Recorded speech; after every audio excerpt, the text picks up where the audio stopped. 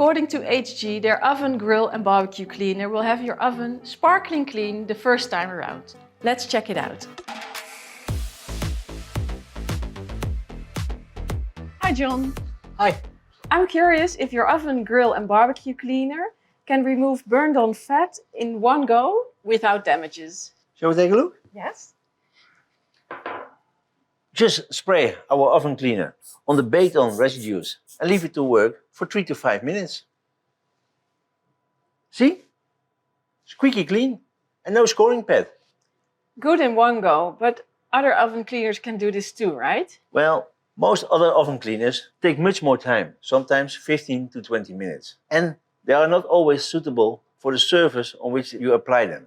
And sometimes they also leave chemical residues. Can I also use this for the microwave? No, the inside of a microwave is made of totally different material than in an oven.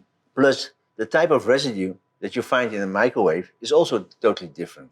For that, we have developed our AG microwave cleaner. Let me guess, it also gave us sparkling results in one go? Absolutely. Thank you for the clear explanation, John. You're welcome. And there we have it. HG Oven, Grill and Barbecue Cleaner will have your oven clean the first time around, without scratches and damage.